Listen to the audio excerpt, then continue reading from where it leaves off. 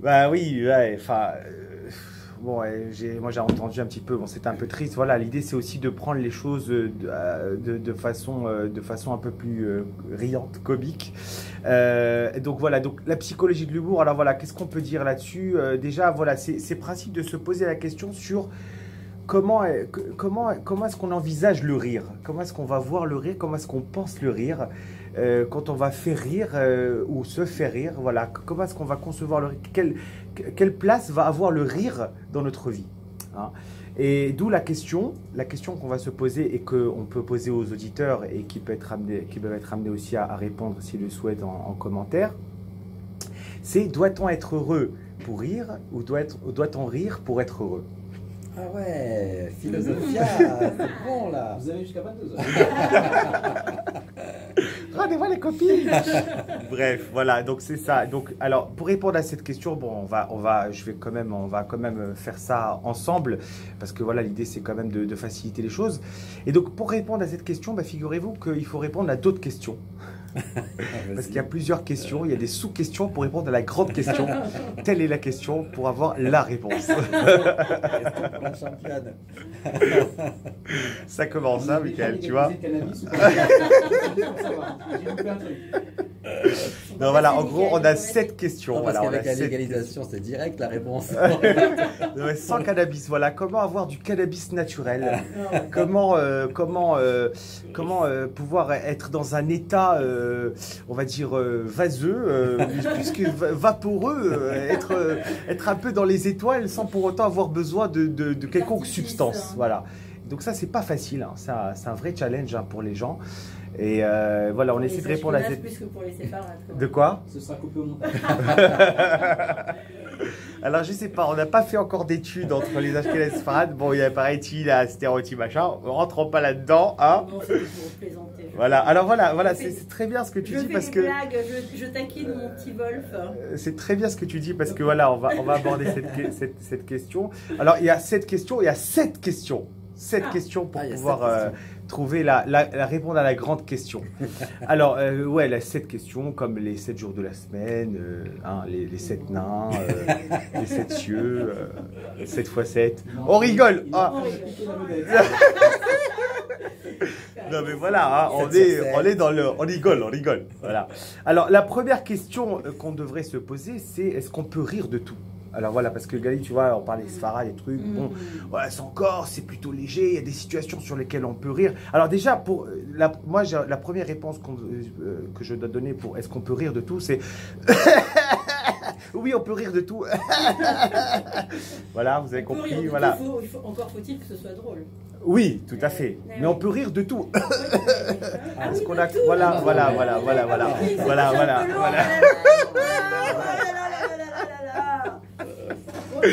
Voilà, on a du second degré, on a du troisième, hein, voilà. Mais voilà, on a différentes situations, des situations qui sont marrantes, sur lesquelles on peut rigoler, qui sont joyeuses en soi. Et il y a des situations qui sont pas très marrantes, quoi, de base. Et voilà, c'est dur à en rire, quoi. On se dit, mais vraiment, est-ce qu'on peut rire là-dessus? Voilà, on a des exemples. Un enterrement, c'est pas facile. Voilà, enfin, l'enterrement, l'enterrement, c'est dur. Enfin, l'enterrement, c'est dur. Et quoique, il y en a qui dansent, qui font des danses, hein. Il y a des cultures où... oui, il y a des cultures où c'est... Justement, il faut être joyeux, il faut montrer son enthousiasme, son honneur. L'incendie de Notre-Dame, Michael a réussi à en rire pendant toute une soirée, voire 2 jours. Voire 2 jours. J'ai eu beau lui dire stop, t'arrêtes. Ouais, on peut en rire. Alors, on peut en rire. D'ailleurs, il y en a un qui a fait une blague là-dessus. Je sais pas si c'est passé sur Facebook. Quel est le con qui a voulu brûler son Hametz sur l'église de Notre-Dame? Enfin bon, voilà, il y a des trucs comme ça, des blagues sur le racisme, sur le terrorisme. Bon, bah, Charlie Hebdo, ils ont pu n'en faire qu'une, hein, voilà. Après, et bon, il y a des choses qui sont difficiles à rire, et pourtant, on en arrive à en rire. Pourtant, il y a des sujets qui sont abordés comme ça. Et... Non, la limite, c'est vraiment, je pense, c'est d'arriver à être drôle. Bah, Dieudonné, il remplit encore. Hein. Oui, mais alors Dieudonné, il a ce... chez nous, c'est si tu veux, c'est viscéral, c'est épidermique, on ne supporte pas parce que, effectivement... et que c'est antisémite. C'est pas... Voilà, Coluche arrivait très bien à faire des blagues sur les juifs, personne n'a jamais traité d'antisémite. Mais c'était pas la même période. Non, c'était pas la même période, c'était pas les... Oui, mais c'était pas les... Non, c'était pas les mêmes blagues. C'était pas les mêmes blagues.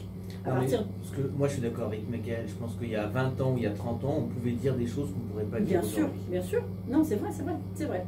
Au-delà de l'antisémitisme, bien sûr, Dieudonné. Hein. Mais bien sûr. La liberté de l'humour n'est pas la même. Et Dieudonné, c'est un des meilleurs humoristes. Bien entendu. Alors bon, ouais, voilà, Dieudonné il s'est fait lyncher quand même. Maintenant, il y en a un que j'ai vraiment apprécié. Vous connaissez tous Patrick Timsit. Et il a fait dans le Marrakech du Rire. Il est venu sur le Marrakech du Rire pour parler des juifs et des musulmans, pour faire un humour par rapport aux musulmans et aux juifs. Et aux différences, enfin un truc extraordinaire. Enfin, il s'était fait allumer il y a quelques années quand même parce qu'il avait fait des blagues sur les handicapés. Ouais, donc, ouais, voilà. Ouais. Bon, c'est ça. C'est des fois c'est très limite, donc c'est. Alors c'était très drôle à l'époque. Alors que c'était très drôle. Voilà, oui. C'est la limite, c'est toujours quand tu te sens Elle est où la limite? par le Elle est où la Exactement. limite? Exactement. Elle est où la limite? Alors, moi, je vais vous dire où est-ce qu'elle est la limite, parce que effectivement, on peut rire de tout, mais pas avec n'importe qui. Alors, mais moi, je rajouterais aussi, pas avec n'importe qui, mais aussi pas n'importe quand. Pas n'importe quand. Parce que, en fait, si on justement se penche sur la question de la psychologie par rapport au rire, on sait qu'on a quand même besoin d'un processus lorsqu'on a vécu un choc, lorsqu'on a vécu quelque chose de douloureux. On sait qu'on a d'abord besoin de passer par un processus d'acceptation avant de pouvoir en rire et relativiser et dire bah, c'est bon, on peut passer à autre chose. Mais sur le moment, voilà, hein, quelqu'un qui se casse la gueule, bon, on peut en rire, mais bon, voilà, quoi, c'est pas très marrant, quoi. Enfin, sur le moment, après, on peut en rire, hein, c'est-à-dire, ah, tu t'es pété la gueule, ah, tu te rappelles quand tu t'es pété la gueule. Quand on en parle après, c'est sympa. Quelqu'un qui tombe, c'est drôle. Après, le pauvre, celui qui tombe, mais quelqu'un qui tombe, c'est drôle. Non, si, c'est vraiment fracassé. C'est une cata quand même. Non, voilà, donc donc il y a quand même un processus par lequel on doit passer, qui est un peu une espèce de processus de deuil, hein. C'est-à-dire on doit passer d'abord par la phase du choc, le déni, la colère, la peur, et puis on commence à accepter, puis là on relativise et on prend un peu plus de légèreté. Et là peut-être que voilà, par exemple Patrick Timsit, peut-être que sa blague sur les handicapés. Patrick, c'est Timsit, tout va bien, tout va bien.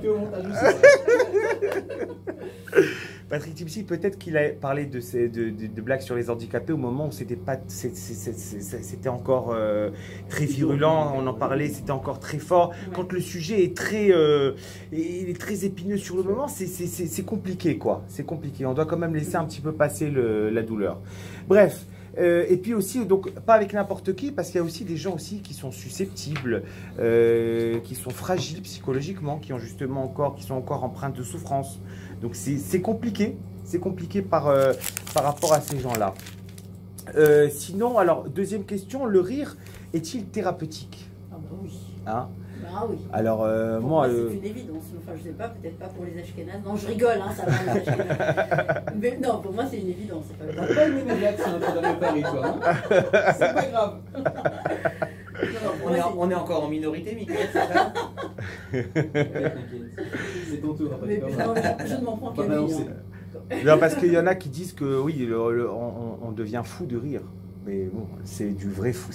Le rire, le principe, c'est que se dire que le rire, ça fait du bien. Ça nous fait du bien au corps et à l'esprit. C'est pas un court-circuit à un moment donné, quand il y a un paradoxe dans la tête, en fait, non? Quand on est contrasté, en fait, non? Il y a deux idées qui s'entrechoquent, donc ça fait rire vraiment, ou c'est un truc physiologique, peut-être, non? C'est un truc physiologique qui a une espèce de décalage, une espèce de relativisation entre ce qui peut être, entre guillemets, très grave et moins grave. Ouais, une espèce de comparaison qui s'entrechoque dans la tête et qui fait qu'on arrive à voir les choses sous un angle différent. Voilà, c'est le principe de regarder sous un angle différent et ça amène à on va dire à ce décalage. Et du coup, voilà, créer ça, en tout cas rire, ça fait du bien, ça crée des hormones de bien-être, ça nous protège aussi au niveau de notre système immunitaire. Il faut savoir que les gens qui rient sont en général de meilleure santé. Et il y a des études qui ont été faites là-dessus. Donc, c'est ça qu'on dit mort de rire. Voilà, on peut mourir de rire. donc voilà, le rire, c'est vraiment très très bon pour la santé et ça peut faire du bien. On peut même utiliser ça dans un processus thérapeutique. Ensuite, troisième question, est-ce qu'on doit rire? Est-ce qu'on doit rire absolument? Est-ce que c'est important de rire indépendamment de toutes Je trouve que c'est circonstances? important, mais il y a des gens, c'est vrai qu'il y a des gens qui sourient jamais, quoi. Il y a des gens, tu les vois, ils sont... Les pauvres, ils ne sourient jamais. Il y a des gens qui ne sourient jamais. Il y a des gens qui sourient tout le temps. Au cours d'une vie, on rit plus ou on pleure plus? On pleure plus, malheureusement. Tu ouais. Je pense. Je suis pas sûr. T'es pas sûr? Ah, je suis pas sûr. Peut-être les filles plus que les garçons C'est déjà. possible, ouais. Et les filles pleurent plus facilement que les garçons. Une conclusion, Ariel? Une conclusion? Ah ouais, donc on zappe toutes les autres questions. Bah alors faudra une suite alors. Ah oui, oui, oui. Faudra- La semaine prochaine. Faudra une suite. Alors voilà, bon alors pour conclure, il faut rigoler, c'est ça qui est la vérité. C'est ça la vérité. Ah, on peut rire de tout, Cette mais pas avec accent n'importe qui. ne passerait plus aujourd'hui à la télé française. Donc on peut rire pour être heureux. Michel. Non, même Michel Leb, il passerait plus aujourd'hui. Il n'oserait plus. Donc voilà, donc on doit rire pour être heureux et on doit être heureux aussi pour rire. C'est un double mécanisme. On doit pouvoir faire les deux en même temps. Il y a tout un processus par lequel on doit passer pour y arriver et bah on abordera ça La prochaine. next time. Mais en attendant, essayez de rigoler. Je l'aime bien cette petite rubrique aussi, je l'aime C'est bien. bon ça. Je l'aime bien. Merci, Ariel. Merci, Ariel.